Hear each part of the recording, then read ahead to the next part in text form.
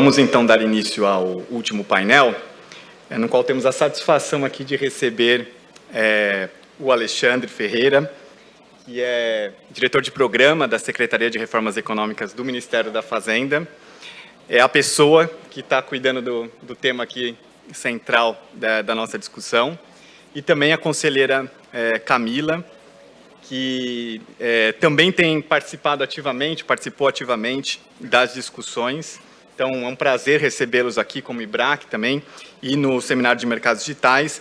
E comigo aqui dividindo a mesa, a Silvia Fagá, que é vice-presidente do IBRAC. E a ideia é fazermos aqui um painel de perguntas, de uma discussão, uma conversa aqui com a Camila e com o Alexandre.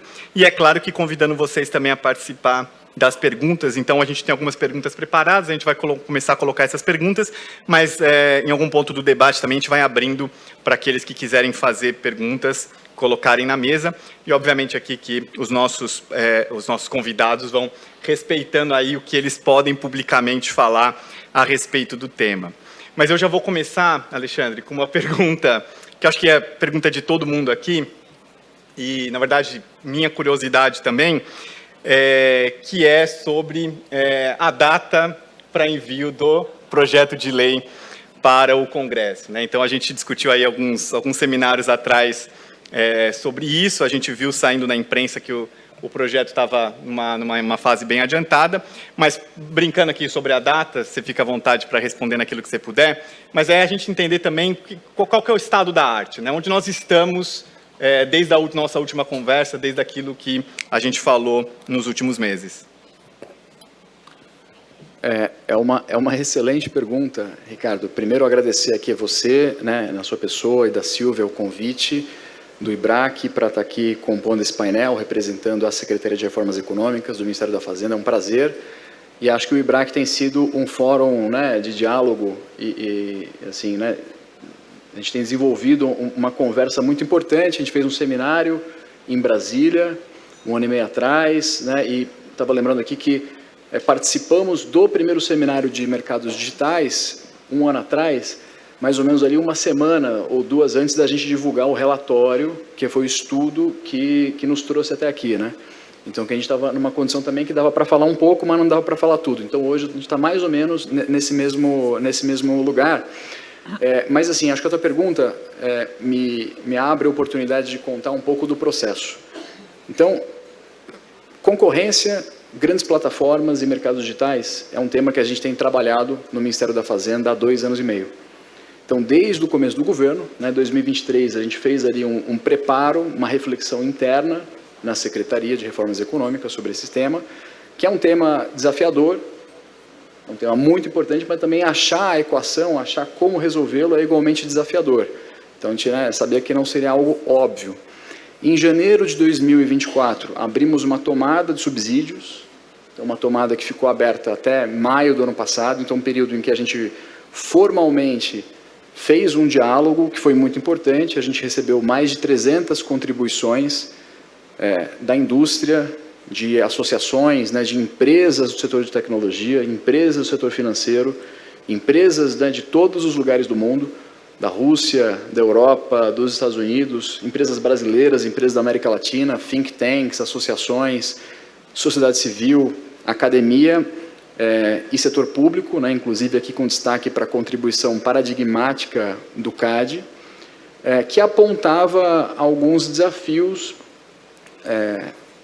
no antitrust tradicional, ou na defesa da concorrência como temos hoje, para lidar justamente com a complexidade que é o poder de mercado na lógica de grandes e complexos ecossistemas digitais.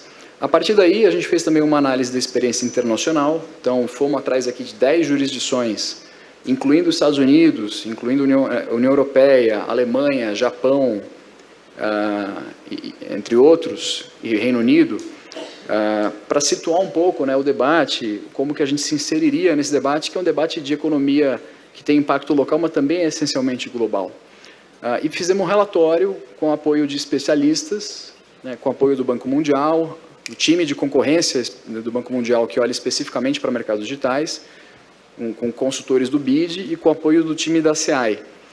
A gente publicou esse relatório cerca de 1 ano atrás, em outubro do ano passado, e levou esse material, enfim, né, foi amplamente divulgado, fizemos uma apresentação, uma devolutiva, apresentamos esse material na OCDE, esse material foi premiado na premiação da concorrência esse ano, e o que a gente está fazendo hoje, né, debatendo aqui sobre um projeto de lei, é um projeto de lei que decorre desse relatório do Grupo 1 de medidas.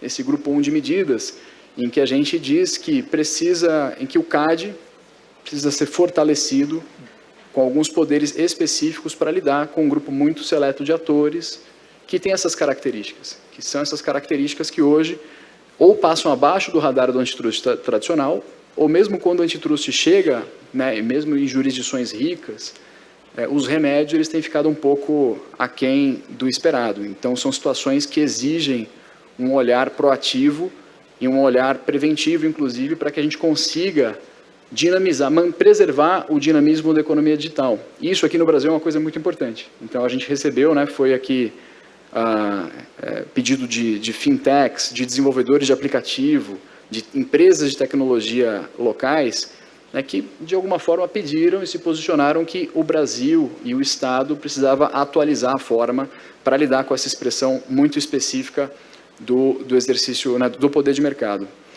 Feito isso, e aí acho que, né, por uma decisão do presidente da República, esse tema ele deixou de ser debatido só no Ministério da Fazenda, ali, né, em conjunto com o próprio CAD, com o Ministério da Justiça e com a SECOM, que acho que eram os primeiros atores envolvidos, e foi levado para a mesa, né, a Casa Civil. Então, a Presidência da República puxou esse tema e montou um grupo técnico com 8 ministérios que se debruçou sobre esse projeto durante o primeiro semestre desse ano. A gente teve um debate importante, conduzido pela Presidência da República, e, mais recentemente, esse projeto, né, que reflete esse grupo de medidas, ele foi apresentado ao presidente, e o presidente, né, aprovou isso, a linha do projeto, e agora a gente está esperando, então, o timing do envio, que é um timing que hoje depende de uma coordenação do Palácio do Planalto. Então, a gente está nesse ponto, né, que são 2 anos e meio, que agora acho que a gente está perto do momento em que a gente consiga inaugurar uma nova etapa de debate sobre isso no detalhe, para poder discutir artigo, inciso, a linha, parágrafo, mas acho que era importante situar como que a gente chega aqui e um pouco, né, essa milha final, que agora é uma milha que a gente realmente aí vai depender, né, disso que eu, enfim, não tenho condição de responder agora uma previsão de data, mas eu acho que a gente está numa etapa realmente final e tem uma questão agora de timing político e de fechar essa agenda do envio. Então, acho que primeiro ponto, né, queria aproveitar isso que você trouxe para fazer um gancho aqui de processo, porque acho que isso é muito importante, né, porque é um projeto que ele vem de estudo, ele vem de reflexão, e vem desse diálogo que a gente tem feito aqui de forma estruturada com a sociedade civil e com os setores interessados já há algum tempo, e que acho que, assim, na hora que a gente, né, quando o projeto vier, o que está aqui vai estar refletido lá. Então, acho que a gente tem hoje, né, consegue sinalizar que o projeto ele segue aquilo que está no estudo, no relatório, e que, inclusive, enfim, estamos aqui totalmente alinhados com o CAD, né, que, enfim, representado pela conselheira Camila, o conselheiro Vitor está aqui também, o conselheiro Diogo, tem sido interlocutores fundamentais, mas, sobretudo, essa posição institucional do CAD, que ele próprio, quando ele aponta esses desafios e a necessidade da gente incrementar os poderes que existem hoje. Acho que, enfim, tem outros pontos aqui para discutir, mas acho que a gente pode deixar para as próximas perguntas. Está ótimo. Obrigada, e gostaria aqui de começar dando boa tarde a todas e a todos e agradecer também o convite de compor a mesa, cumprimentar meus colegas aqui de mesa, conselheira Camila, Alexandre, Ricardo, e acho que a gente começou o debate aqui justamente trazendo o que todo mundo tem ouvido todo dia ou visto com alguma frequência aí na mídia e nos veículos de notícias, por isso que acho que entender esse contexto é bem importante. Continuando, inclusive, o próprio Alexandre destacou aqui a importância da interlocução que o próprio CAGE teve na construção desse debate. Eu queria agora direcionar uma pergunta para a conselheira Camila, não perguntando de forma genérica qual que é o problema dos mercados digitais sobre a ótica econômica, mas mais especificamente, considerando sua experiência também no CAD e o que tem acontecido nos últimos anos envolvendo os mercados com essa dinâmica digital. na sua avaliação, quais seriam realmente as grandes preocupações que você esperaria que esse projeto de lei realmente pudesse endereçar e resolver de uma forma diferente do que poderia ter sido resolvido se não fosse o projeto de lei, tá? Claro, Silvia, obrigada antes de tudo pelo convite. É um prazer estar discutindo esse tema mais uma vez. Acho que esse tema vai ser um tema que a gente vai ter que discutir muitas vezes e com prazer, porque ele vai evoluir ao longo do tempo.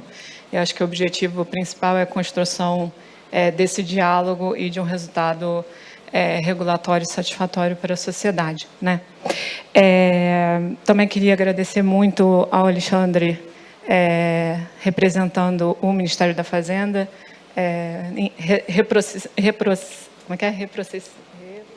reciprocidade, muito bem, em reciprocidade completa nesse alinhamento, dessa sensação de alinhamento, né? E de colaboração ao longo desses... Quantos foram, você falou? 2 anos e meio. 2 anos e meio. Descobri que trabalhar num projeto de lei é tão fonte de ansiedade quanto uma obra em casa, mas a expectativa é sempre de construir uma coisa boa, melhor para todos e que a gente caminhe para frente num sentido construtivo e de bons resultados.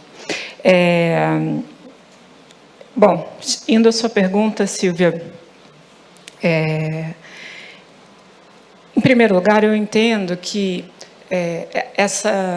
a discussão do digital, ela partiu de um movimento de uma intensa reflexão nossa, né, na política de defesa da concorrência no Brasil e no mundo, né?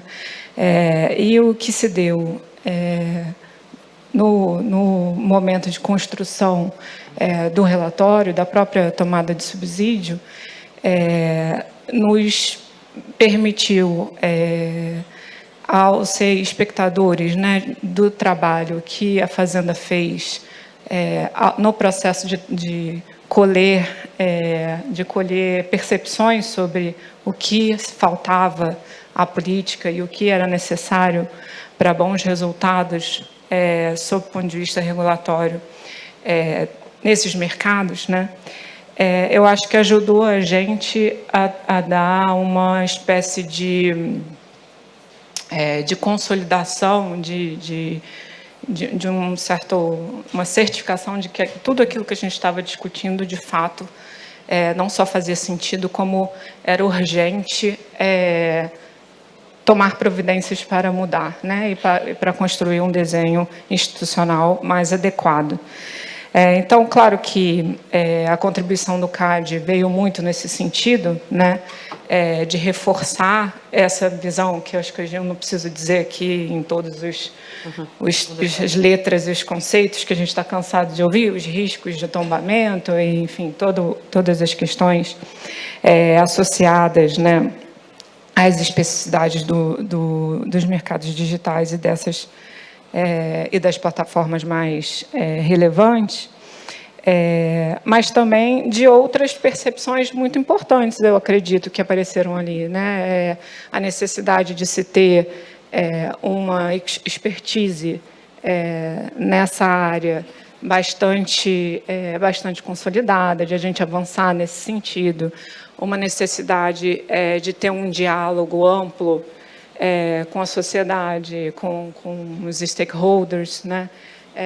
E como esse movimento em torno desse tema era muito necessário e foi muito importante o ponto de partida da Fazenda, que a Fazenda empreendeu, né?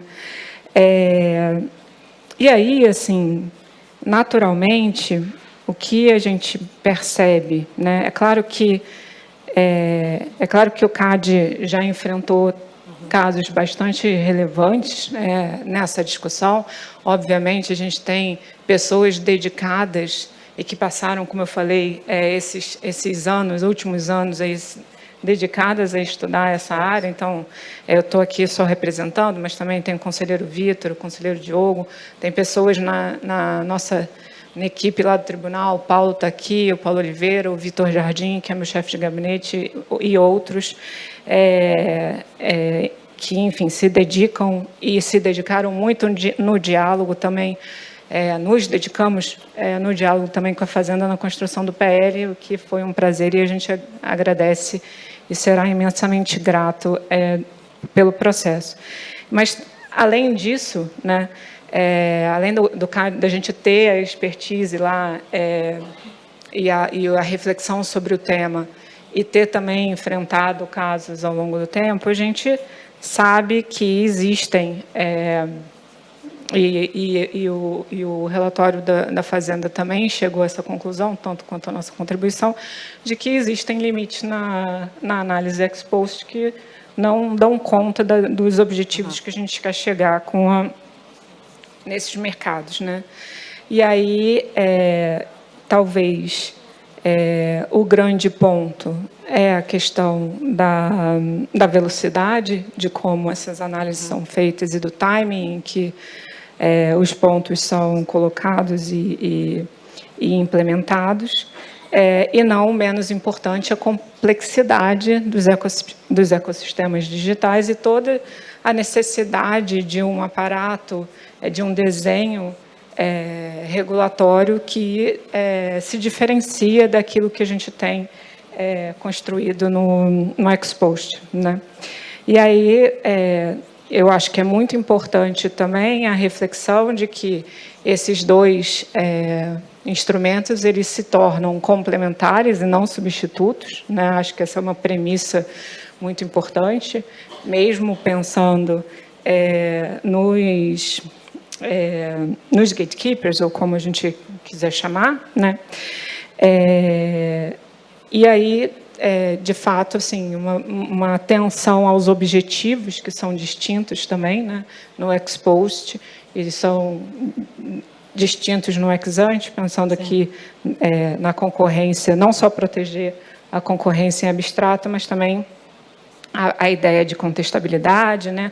A ideia de preservação de mercados dinâmicos e de preservação à inovação, enfim, e respeito às especificidades do digital, né? Acho que é um pouco isso, essa reflexão inicial. Assim. Então, perfeito. Deixa eu aproveitar, então, conselheira, porque um dos pontos que a gente tem visto nas discussões dos diversos modelos, ou principalmente no modelo europeu, é uma discussão relacionada à contestabilidade do mercado, né? E em um artigo recente, inclusive, que você publicou, salvo engano, junto com o conselheiro Diogo, vocês discutiram ali essa questão de proteção do ambiente competitivo, e foi algo que vocês abordaram no artigo de vocês. E a gente vê que alguns desses modelos, aparentemente, estão indo mais para uma proteção de competidores, de concorrentes, ainda que menores, do que o fim último ali, uma proteção do ambiente concorrencial, como a gente vê na análise ex post.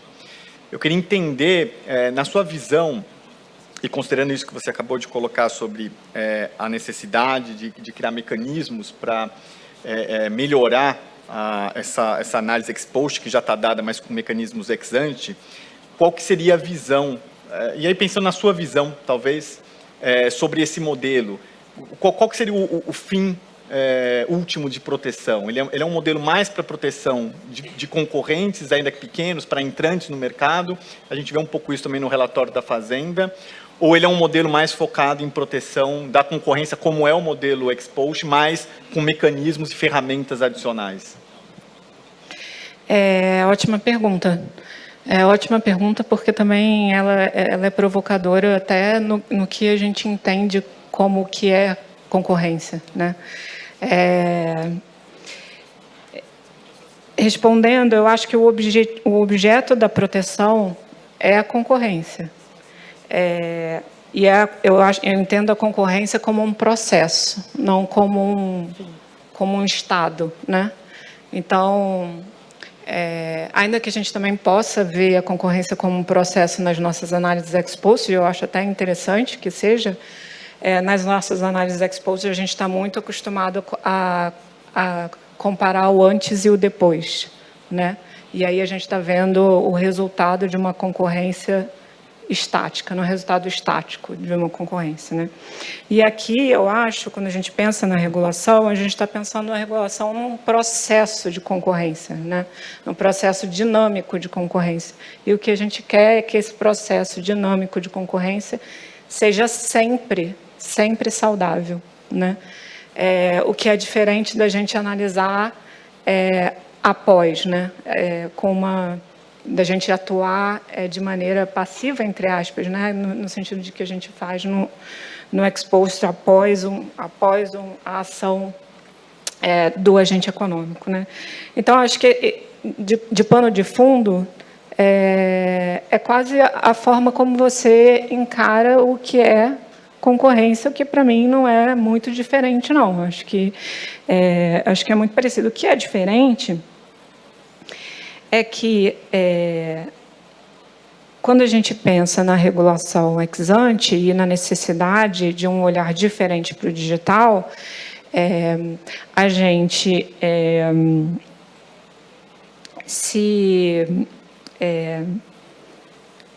a gente admite uma necessidade de que a gente precisa proteger determinados incentivos de forma contínua para que esse resultado competitivo ou esse resultado desse processo concorrencial ele caminhe numa direção que a gente acha apropriada considerando os objetivos da regulação, né? Então, não acho que se trata de proteger competidores específicos, mas proteger as condições de possibilidade de atuação desses competidores, de atuação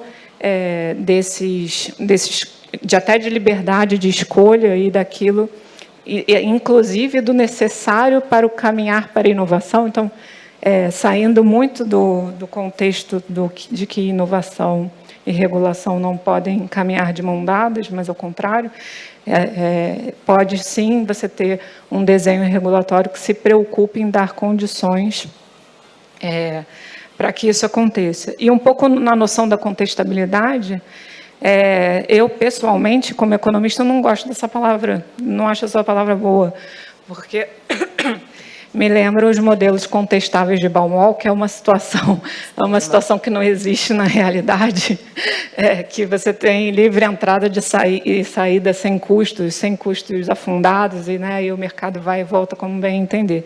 O que não é isso, né? A contestabilidade aqui, ela está, na verdade, deslocando um objetivo de sair do estático para o dinâmico e pensar que aquele mercado, ou aqueles mercados, ou aqueles agentes estão sendo sempre incentivados e possibilitados a agir no drive que a concorrência, que a boa concorrência é capaz de nutrir ele para o desenvolvimento e para aquilo que a gente quer ao final. Não, obrigado. Muito obrigada. Acho que é importante esclarecer, acho que esse debate, porque aqui no Brasil, pelo menos na doutrina brasileira, a gente está sempre dizendo que é defender a concorrência e não o concorrente, e às vezes o debate pode convergir, e entendo que o objeto aqui é manter o mercado aberto para novos concorrentes, né? Não é necessariamente proteger pequenos concorrentes, estrito senso, né?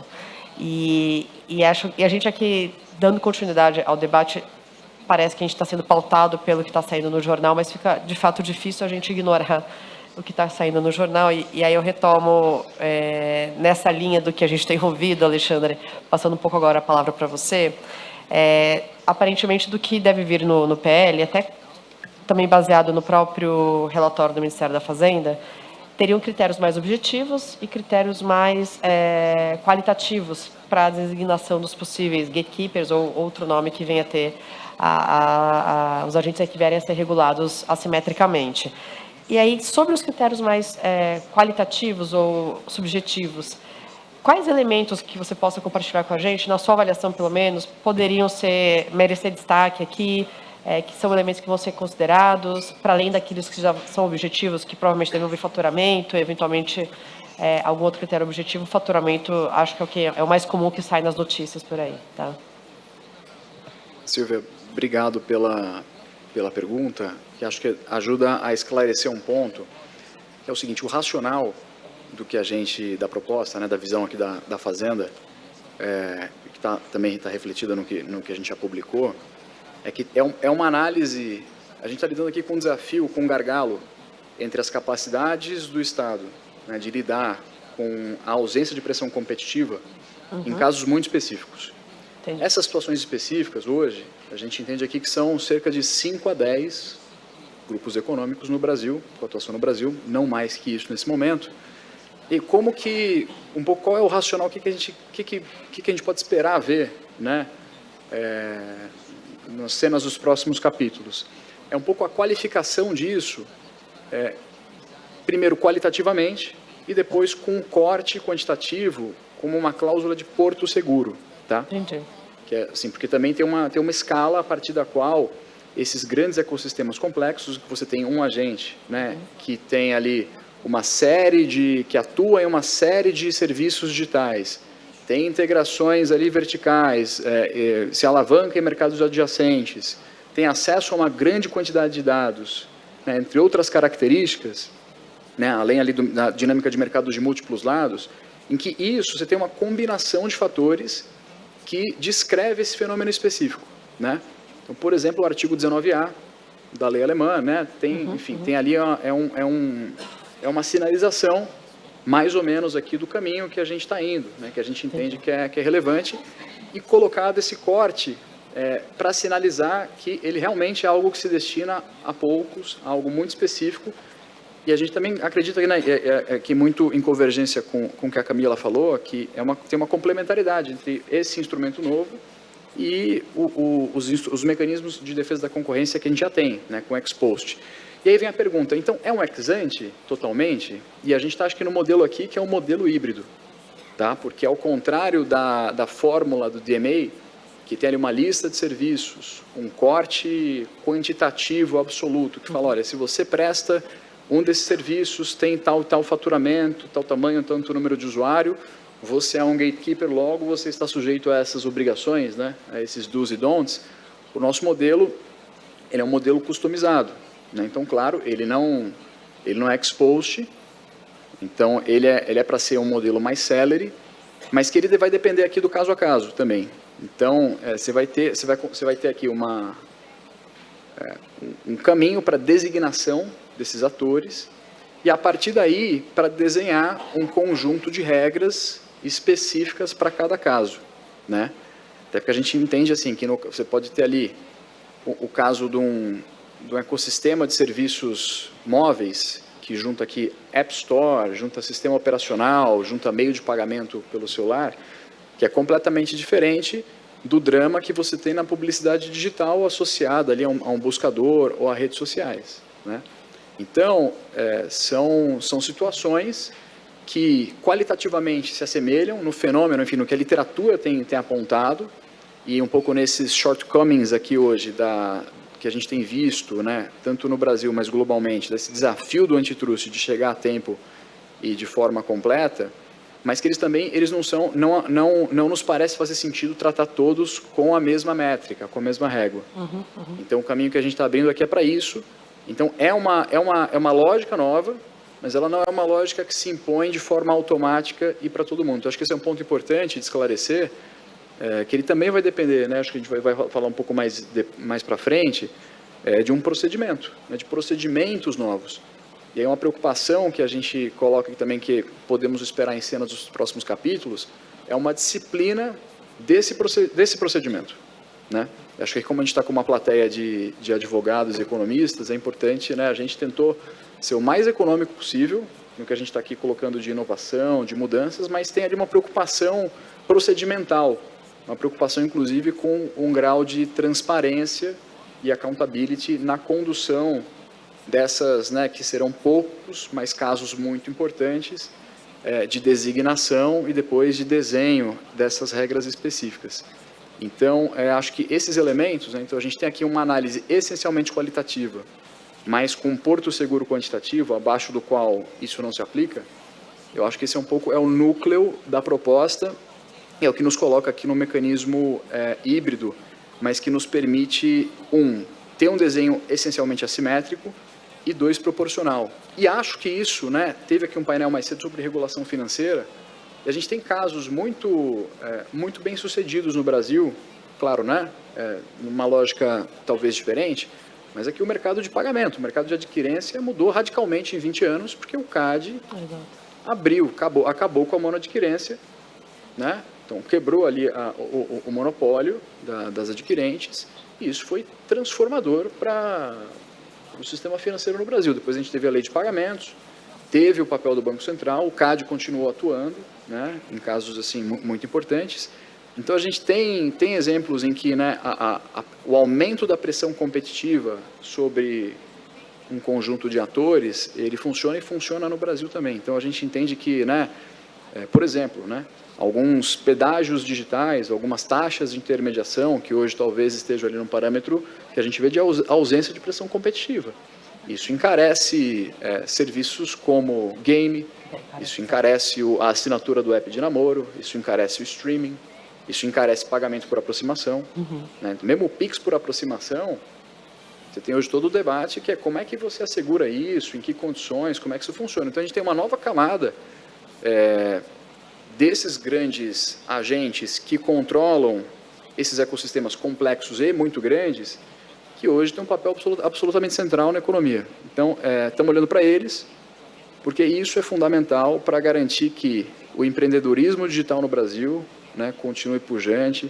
O Brasil aqui tem um ecossistema de fintechs enorme, muito importante, né? Enfim, tem todo um debate recente sobre isso, né? Mas, enfim, estava aqui vendo o painel anterior, e acho que temos espaço para fazer algo essencialmente pró-competitivo e que vai deixar um legado importante aqui para o país, e de novo calcado aqui nesse racional e sempre num novo desenho, mas também de algo que acho que a gente pode esperar que seja incremental. Então, assim, também a opção, né, de que seja algo que continua lastreado no CAD, né, que passa pelo tribunal do CAD, para também jogar com esses aprendizados e um pouco do que a gente acha também do que é possível e o que está dentro de um léxico e de uma linguagem também que, claro, é um capítulo novo, mas num livro que o país já conhece, que a gente já conhece melhor. Entendo que, só comentando antes de passar a palavra, Ricardo, entendo então do que você está trazendo, e acho que até uma palavra que foi usada muito na época do relatório do Ministério da Fazenda, é que, até contrapondo um pouco com o DMA, a proposta é que no Brasil seja muito mais flexível, né, e adaptável, que eu acho que é um elemento importante, e aí sim conferindo até mais discricionalidade para o regulador, né, e acho que a escolha no DMA foi dar discricionalidade para o legislador, que realmente já ali criou as amarras para o legislador só implementar, né. E aí passo aqui a palavra para o Ricardo comentar também. E, na verdade, acho que minha próxima pergunta tem tudo a ver com isso, porque, e aí eu gostaria de ouvir a conselheira Camila a esse respeito, até pelo foco da pergunta, que é basicamente a respeito da tão dita nova Superintendência Geral, né? E quando a gente pensa esse tipo de mercado, ou mercados, na verdade, são vários aqui que nós estamos falando, muito embora a gente fale mercados digitais, parece que é uma coisa única, mas são muitas coisas diferentes,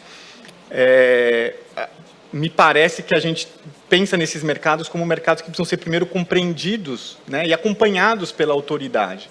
E eu estava vendo até o Carlos André, no painel aqui de mercado financeiro, falar ali sobre o Banco Central e o que o Banco Central tem feito e fez ali em relação a vários tópicos, inclusive inteligência artificial, do que está sendo feito, o que está sendo pensado, mas eu comecei a pensar ali um pouco sobre qual seria o modelo dessa nova unidade, né, dessa nova Superintendência Geral, qual seria o modelo de gestão dela, né? Muito embora eu sei que é tudo muito embrionário, e a gente está falando de um projeto de lei que vai para o Congresso ainda, mas se a gente pudesse pensar ali qual seria o modelo ideal de relacionamento da autoridade, setor público, setor privado, qual que seria, na visão da conselheira, o melhor modelo de interação? Seria esse modelo mais de acompanhamento? Seria um modelo mais repressivo, digamos assim?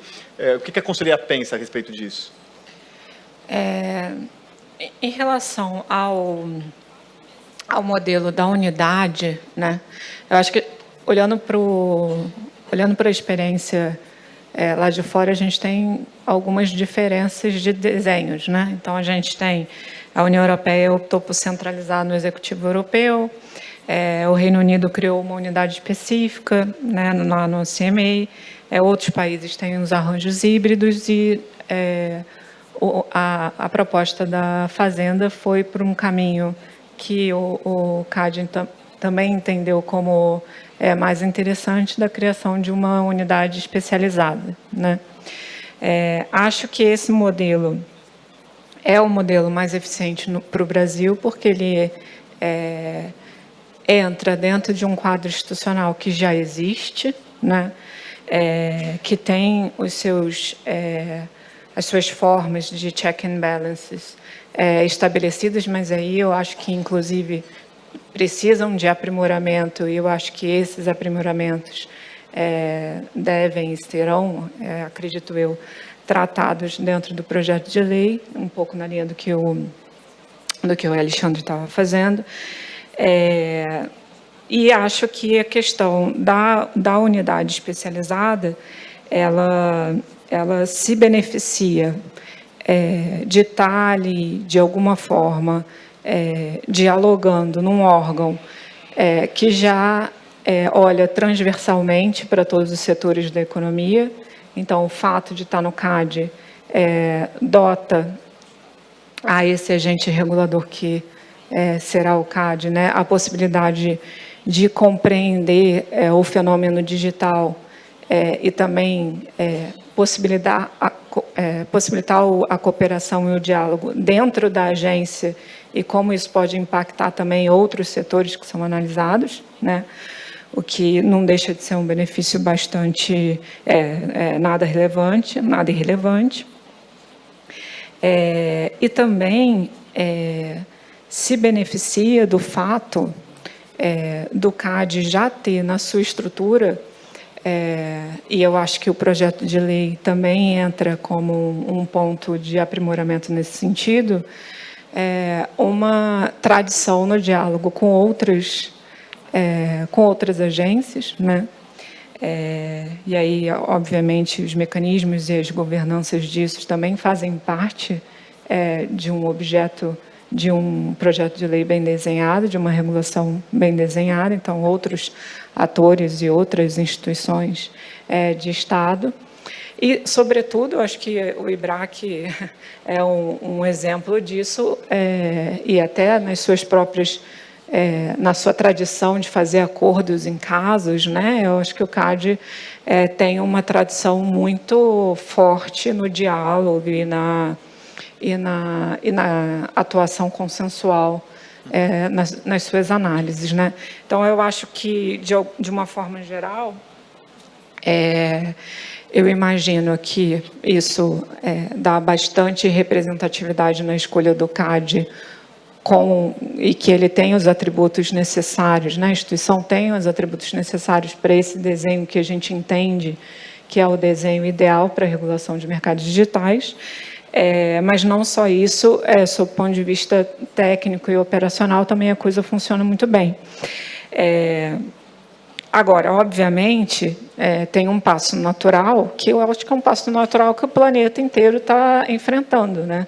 Nós precisamos de conhecimento técnico especializado do mundo digital e da sua capacidade de ser multidisciplinar. A gente precisa de especialistas em dados, a gente precisa de engenharia, a gente precisa de economistas e advogados conversando, a gente precisa de ciência da computação, a gente precisa de gente pensando digital com uma cabeça de regulação e interesse público, né? Então, assim, acho que a gente um pouco esse o espírito daquilo que se espera de uma unidade especializada dentro da autoridade reguladora dos mercados digitais. Deixa eu, talvez, se você quiser continuar na sequência, mas deixa eu só perguntar se alguém já teria alguma pergunta ou quiser se preparar para fazer alguma pergunta na sequência, a gente vai dar oportunidade, mas acho que você pode continuar, Sil. E na sequência, quem quiser só levantar a mão, eu vou coletando aqui, tá? Tá. Então, aqui, dando continuidade, a conselheira Camila até já trouxe essa questão da importância de ter mais recursos, né? A gente sabe que a Comissão Europeia realmente se municiou bastante para poder implementar justamente o DME, o DSA também. Vou só para continuar essa questão, você enxerga que o CAD estaria já em condições, o CAD já teria movimentações para receber esses recursos? Como é que você enxerga isso acontecendo, essa estrutura sendo criada dentro do CAD, e o grau de rapidez que isso poderia acontecer, e como você acha que aconteceria essa dinâmica de adaptação, de implementação? Bom, eu entendo que tem que ter cuidado para não te dar uma resposta óbvia aqui. Mas eu entendo que o governo tem noção de que o tamanho da atribuição tem também, necessariamente, a necessidade de um fortalecimento institucional caminhando junto, né? Então, a gente estava falando aqui de capacitação técnica, mas número quantitativo de pessoas e enfim, dotar o CAD de recursos, eu acho que é um passo natural, né, que se espera. Meu companheiro aqui da Fazenda talvez possa falar melhor sobre isso do que eu, mas eu acho que não vejo isso como problema em mim, até entendo que é um caminho que vai se dar ao longo do processo de discussão do próprio PL e da visualização dos recursos necessários para que ele seja implementado de maneira adequada, né? Não, perfeito. Era mais continuando, até por ser uma das discussões que por vezes é levantada se haveria condições do CAD absorver isso. Eu acho que a ideia não é que o CAD absorva com a estrutura atual, mas que venha, claro, ser municiado com recursos para se estruturar para isso. O que viria junto com a eventual aprovação do projeto de lei, né? Mas eu vi a Marcela levantando a mão, mas... E o Caio também, mas posso só quebrar um protocolo, só para fazer uma pergunta? Alexandre, a gente tem alguma previsão sobre orçamento no PL? Jogar na fogueira aqui. Os colegas do planejamento, do MGI e do Tesouro aqui para responder. Mas, assim, acho que tem uma visão nossa, inclusive estratégica, de um incrementalismo nesse processo. Então, de que se resolva em lei apenas o que precisa se resolver em lei, e aí tem uma conversa, claro, que continua, que está em andamento, sobre, enfim, né, a alocação de recursos para isso. Mas aí é uma outra discussão. São frentes paralelas. Tá bom. Eu queria fazer um ponto nisso que eu acho que é importante, que às vezes quando a gente discute criação de função de Estado, né? Novas funções de Estado, a gente acaba ficando um pouco ansioso e um pouco preso na questão do orçamento, do quantitativo, né? Mas eu acho que existe, e do que o governo precisa fazer. Mas eu acho que é muito importante a gente não esquecer que a sociedade inteira precisa se movimentar para a gente, de fato, chegar num resultado ótimo em termos do que a gente tem de qualificação, de pessoas qualificadas e de qualificação no debate, né? A gente precisa de um debate qualificado, a gente precisa de um debate plural, com diferentes pontos de vista, e isso pode ser, sim, incentivado pelo governo, certamente será, mas acho que precisa ser refletido também na sociedade como um todo. Então, universidades, pensem, temos um tema que precisa ser investigado com muita atenção, e que vai ser demandante ao longo dos próximos, na sua eternidade, provavelmente, estaremos sempre discutindo isso aqui. Então, assim, eu acho que a gente, stakeholders, pensem nas formas de organizar os debates e as interações desejadas, de maneira desejável, construtiva, com essa autoridade, porque a gente vai precisar construir em cima de um conhecimento coletivo, né, do que os stakeholders têm, do que as autoridades têm. Então, eu acho que a questão de dotar o Estado de capacidade também passa por uma responsabilidade privada da sociedade civil, de como ajudar esse processo, né? Interessante. Desculpa, a Marcela levantou a mão e o Caio também. Acho que podemos fazer os dois ao mesmo tempo, né? O Caio, acho que levantou primeiro. Então, Caio, se puder fazer... Tá com o microfone mais perto, pelo menos, já... já está aqui do lado. Tá bom, obrigado. Acho super interessante o painel. Obrigado pela exposição, pela conversa. A minha pergunta vai na linha do desenho de remédios e de como isso está sendo pensado, né? Eu acho que está bem claro, acho que estava na resposta do Alexandre também, e acho que no próprio estudo isso fica bem claro, que a proposta se encaminha na direção, que eu acho que é distinta do que está no DMA, de uma lista muito detalhada de do's and don'ts, que é atraída imediatamente a partir da designação, e sim de uma coisa mais tailor-made, em que você desenha remédios conforme o caso.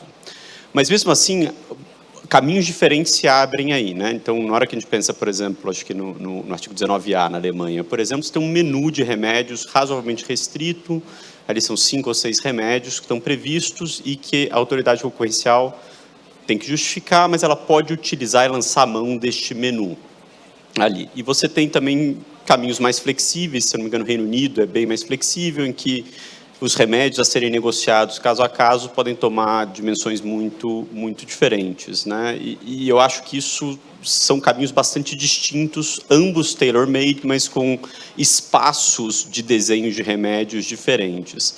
Eu não sei quanto vocês podem comentar, mas a reflexão tem caminhado mais em que direção, né?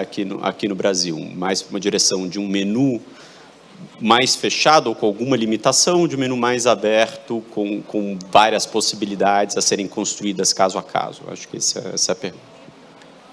Acho que vamos só esperar da Marcela também. Obrigada, gente. Boa noite. Acho que, enfim, ainda tarde. Obrigada pela discussão. Eu só queria levantar um outro ponto também, que assim, né, como a gente não tem... A Camila comentou, né? Assim, é muito importante que a sociedade toda se mobilize e se sensibilize com esse assunto, mas como a gente meio que não tem um vídeo Felca para chamar de nosso no mundo do direito da concorrência, a gente sabe que o debate, né, mesmo que o governo proponha o projeto de lei, o debate no Congresso é um debate complexo e tudo mais. E acho que isso já estava também, né, no relatório da SRE, uma premissa de assim, o que dá para ser feito, se é que deveria ser feito, enfim, ali era a posição da SRE naquele momento, né, dentro do Sistema Brasileiro de Defesa da Concorrência, da 12.529, conforme ele está colocado, assim. E acho que minha dúvida, e aí, enfim, fatalmente mais para a conselheira Camila, e representando o CAD, se isso é algo que está sendo refletido internamente na autoridade também, né, como assim, olha... Dado que não é uma certeza que a gente vai ter uma alteração legislativa, um novo instrumento normativo, vamos fazer alterações dentro do que já existe de norma colocada, sim ou não? E, de novo, não acho que é uma resposta óbvia, né? Tem custos também desse processo. Obrigada. Vamos lá. Acho que vale a pena ouvir os dois a respeito das duas perguntas. Então, acho que talvez a conselheira Camila, se puder começar. Sim, claro. Começando pela pergunta da Marcela. Marcela, eu acho que existe, em primeiro lugar, um objetivo maior que se trabalhe para um day after. Temos um projeto, né? E temos um projeto aprovado e um trabalho para consolidar a aplicação e a implementação dessa nova lei, né? E isso já é suficientemente uma tarefa importante, relevante e não trivial. Minha reflexão pessoal é que hoje a gente tem instrumentos que podem ser melhorados e que podem, inclusive, melhorar a análise ex post de mercados digitais, independente de existir regulação ex ante ou não, e que, às vezes, deveriam ser melhorados, inclusive, para outros setores que não têm nada a ver com digital, por exemplo, com a questão das medidas preventivas, e, enfim, e várias questões que eu talvez não tenha aqui fôlego, talvez nem mandato para ficar listando quais são, mas eu acho que sim, existem coisas que é possível fazer e que são necessárias de se fazer, que ajudaria no processo de análise, tornando a análise mais célere,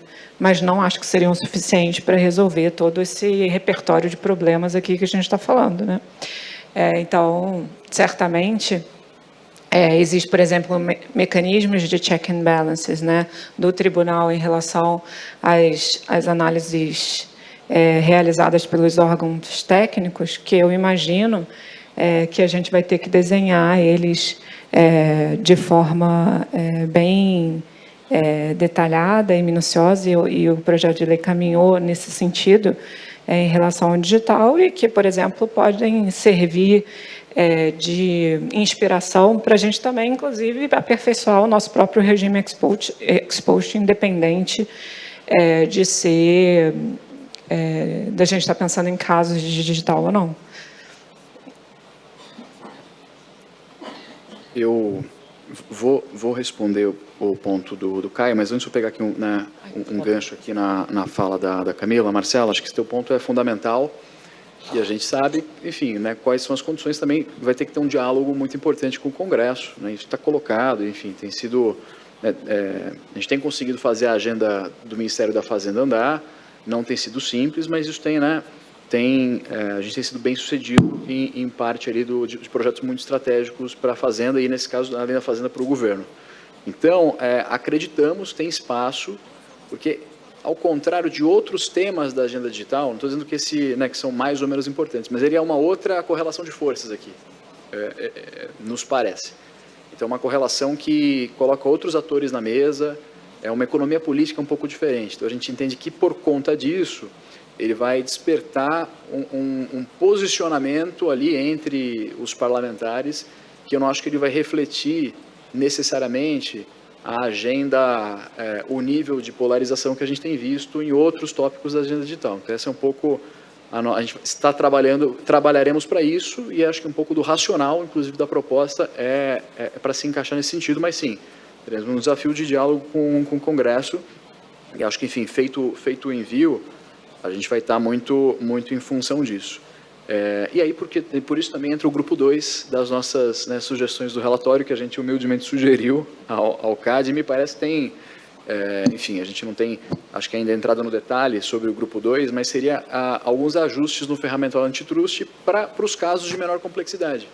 Acho que tanto na linha da coexistência, quanto de casos que não são ecossistemas complexos ou plataformas de relevância sistêmica, que envolve, por exemplo, né, novas teorias do dano, ou alguns ajustes na coleta do formulário de notificação do CAD, para coletar pontos relacionados a dados que esses agentes coletam, né? Então, esse tipo de elemento não monetário, disso ser considerado, né, aumentar o peso, ou mesmo teoria do dano que melhor capture a nuance do ecossistema. Então, achamos que tem um acúmulo importante também, né, de coisas que podem ser feitas com os instrumentos de hoje.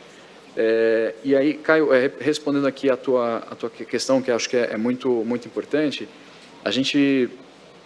E acho que aqui eu perdi o painel de inteligência artificial de manhã, mas então não vou poder, né, me referir ao que o pessoal, né, comentou, mas dentro do governo, e no diálogo lá no Senado e agora na Câmara, a gente sempre teve uma preocupação muito grande com o PLDA, que era, ok, se a gente está classificando risco, como que a gente garante que essa classificação não fica datada? Se eu tenho 10 usos de alto risco hoje, será que eles serão os 10 de amanhã, ou enfim, né? Como que eu crio essa flexibilidade? E é um pouco do racional que a gente pensa aqui também para esses remédios, que não são uma lista fixa dos do's and don'ts, mas é um menu que funciona de forma indicativa e que tem uma válvula para esse ponto, para a gente evitar ficar super engessado. E acho que ele dialoga um pouco com o léxico da Lei de Defesa da Concorrência em outras medidas. mas acho que a gente consegue falar um pouquinho melhor no detalhe quando a gente já tiver o texto, né? E aí, porque eu sei que esse ponto ele é muito fundamental no debate. Então, eu acho que a gente, mas assim, o racional é esse, da gente conseguir, ao mesmo tempo que oferece ali um menu indicativo e a lei, ela não exige que isso seja aplicado para todos, mas ela sinaliza. Então, tem ali, né, questões relacionadas à transparência, questões relacionadas às obrigações de fazer e vedações, mas tentando dar uma nota, mas esse também a gente vai ficar um pouco pendente do texto e a gente vai ter o maior prazer aqui em voltar e rediscutir isso. Mas acho que é um ponto bem fundamental aqui que você pegou. Eu acho que tem um ponto importante, complementando aqui também para dar uma resposta para o Caio, que eu acabei não dando, a ideia de você poder ter algum grau de calibragem técnica, né, caso a caso, também conversa bem com a preocupação da manutenção dos incentivos de inovação e etc. Né? Então, a certeza de que a gente está lidando com objetos muito distintos, né? Então, são gatekeepers diferentes que oferecem serviços diferentes e que, eventualmente, precisam de incentivos diferentes, justificam algum grau de discricionariedade, mas, por outro lado, também ajuda a ter ali um rol de obrigações gerais claramente estabelecidas na lei para dar algum grau de segurança jurídica de início, né? Perfeito. E complementando muito rapidamente, para a gente também não estourar demais o tempo, e tem uma preocupação também, de novo, de transparência e garantias também do ponto de vista de quem está sendo submetido a esse processo. Tanto de quem está sendo submetido, de ter clareza das etapas, do procedimental. Claro, um processo que vai preservar o que for, né, o que precisar ser restrito, mas que também tenha momentos de um diálogo e de um accountability, inclusive, né, que a gente está reforçando isso, inclusive para garantir que isso, né, para ter ali um controle acho que além do colegiado, de passar pelo colegiado, mas também seja um processo transparente e que tenha aqui né, a gente está preocupado, acho que isso vai estar refletido, uma preocupação grande da tomada de decisão, da construção da tomada de decisão, então por que aquela obrigação específica A e não B, e depois também do cumprimento disso. Então, acho que a gente vai ter janelas importantes de transparência e abertura ao longo do curso desses processos novos. Perfeito. Acho que já foram feitos vários esclarecimentos bem importantes, que eu acredito que são questões que a gente trouxe um pouco a provocação via notícias que saíram no jornal, mas também são temas ou questões que, por vezes, no Comitê de Digitais do IBRAC, né, os associados têm levantado com alguma frequência. Então, foi muito bom ter, pela perspectiva de vocês, um pouco desse esclarecimento e acho que já foi bastante produtivo nesse sentido. Dado o tempo, queria abrir para uma última pergunta, senão eu ainda teria uma. Desculpa, aqui. Fabrício, por favor. Boa noite. Obrigado pelos esclarecimentos.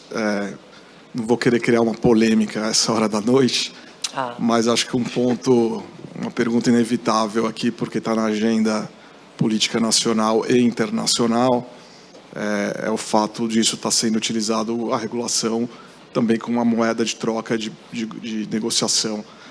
Mas minha pergunta não é sobre essa questão política, mas pegando o gancho da questão internacional, que é uma nova legislação que, diferentemente da legislação antitrust, ela não é uma legislação que é consenso hoje na ordem global, né? Então, a legislação antitrust foi criada aí por décadas, não que a implementação tenha sido tranquila, houve, né, em várias jurisdições sobressaltos, mas essa especificamente não é uma legislação hoje de consenso. Então, minha pergunta é mais na linha de se vocês já veem nesse projeto, o relatório que vocês fizeram está muito bem elaborado, com análise de direito comparado de outras jurisdições, mas me parece que há um desafio além nessa regulamentação, que é a parte de cooperação internacional, principalmente quando chegar na fase de implementação das decisões e dos remédios, né?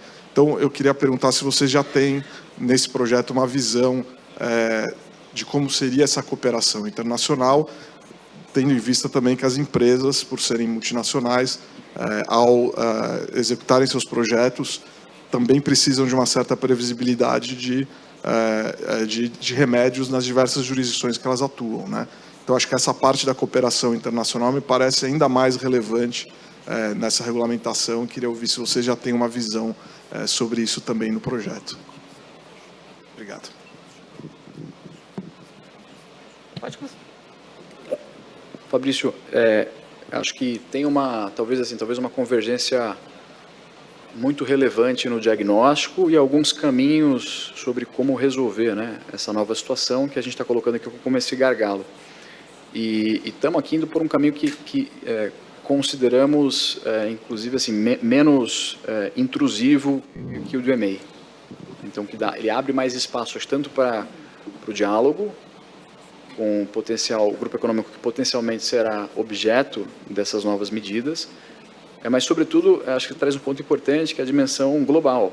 Então, acho que tem um certo efeito de rede, né, vamos colocar assim, tem um ganho do Brasil chegar um pouquinho depois de algumas jurisdições, que eventualmente se poder aproveitar algumas medidas que já foram tomadas e que, inclusive, têm impactos benéficos, por exemplo, na redução do take rate de pagamento feito in-app, em celular. Dando aqui um exemplo que a gente tem visto isso reduzir. Então, aumento de pressão competitiva, né, pela abertura, exigência de abertura, interoperabilidade de App Store, sistema de pagamentos, tem impactado positivamente. Então, né, enfim, estou colocando aqui um tópico que é um tópico muito importante no momento e que ele é debatido em outras jurisdições. Então, acho que tem uma tendência também a ter uma cooperação internacional global em olhar para o que está acontecendo, né? Mesmo os processos de designação também, né? Então, se olhar ali, como é que o racional que foi utilizado pelo Bundeskartellamt numa decisão de designação XYZ, então, acho que tem um apanhado que nos ajudará, né? Uma vez que isso passe pelo Congresso, uma vez que isso, né, que esteja apresentado, que passe pelo Congresso e que entre em vigor. Mas a gente pensou muito nesse intuito, então, acho que concordando um pouco com a tua visão, mas acho que faz parte, não acho que vai ter um mecanismo específico disso, mas está no contexto, está no propósito aqui analítico nosso. Eu acho que eu cheguei a mencionar um pouco sobre isso no início. Eu concordo com você, embora eu discorde. Eu acho que o mais fácil vai ser a cooperação internacional, porque o CAD já é muito acostumado a fazer isso, né? E eu acho que a discussão do como fazer, dos desafios, elas já estão aparecendo de maneira muito explícita nos fóruns internacionais em que a gente habita, né? E aí a gente pode destacar a OCDE, que o Brasil tem essa permanente, a ICN e outros muitos fóruns internacionais e até contatos diretos com as autoridades, o que para a gente é muito natural, né? Eu acho que talvez a grande novidade que venha, e eu acho que vem com muito... e eu tenho um olhar muito promissor em relação a essa novidade, é o reforço da necessidade do CAD dialogar de maneira contínua e produtiva com outros órgãos do governo, outros órgãos de Estado, né? Então, acho que quando a gente está pensando em regulação ex ante de plataforma digital, naturalmente a gente está discutindo inovação, a gente está discutindo impactos em setores que eventualmente são considerados estratégicos, né? Então, tem um diálogo aí que deve ser feito de maneira permanente. Eu acho que isso vai ser quase que uma decorrência dessa nova função. Acho que o digital ele chamou atenção para essa necessidade de maior interlocução da Autoridade de Defesa da Concorrência com outras políticas e com seus objetivos, né? E o outro ponto é essa construção de diálogo, que também acho que vai ser importante, desafiador, e que a gente precisa reforçar, que é o diálogo, como eu estava falando, com a sociedade civil e com stakeholders diversos, né? Acho que para além do IBRAC e das representações do corpo jurídico que habita e consultivo, né, que habita